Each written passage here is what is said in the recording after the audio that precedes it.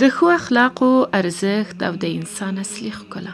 قدرمنو ورونو او خویندو، کله مو فکر کړی چې په نړۍ کې تر ټولو ارزانه خو په عین حال کې تر ټولو قیمتي شی څه دی؟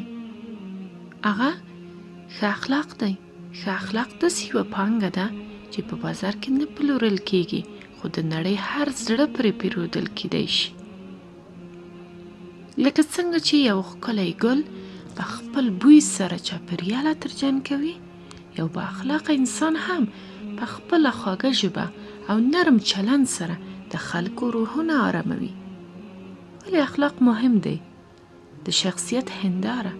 ستاسو جامې ستاسو بهرنی حالت ښیي، خو ستاسو اخلاق ستاسو دننه یعنې باطن تصویر وړاندې کوي. بې لګښته ډالۍ، یو ړوند تندی، یو مسکا مخ او یوه خواږه خبره هیڅ لګښت نه غواړي، خو د مقابل لوري په ژوند کې لوی بدلون راوستلی شي. زموږ ستر پیغمبر صلی الله علیه و آله وسلم فرمایلی دي: بېشکه زه د اخلاقو د بشپړولو لپاره رالیږل شوی یم. دا په ډاګه کوي چې د دین اساس او روح همدا ښه چلند دی.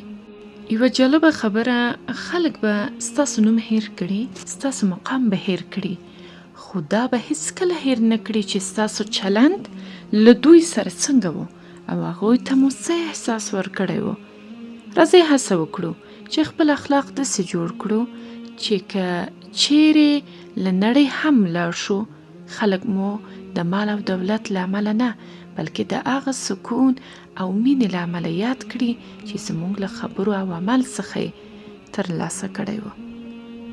په یاد ولرئ، ښه اخلاق د هوښیاري تر ټولو لوړه درجه ده، او تریو تندی، سپک تعامل، بد اخلاق ستر حماقت دی.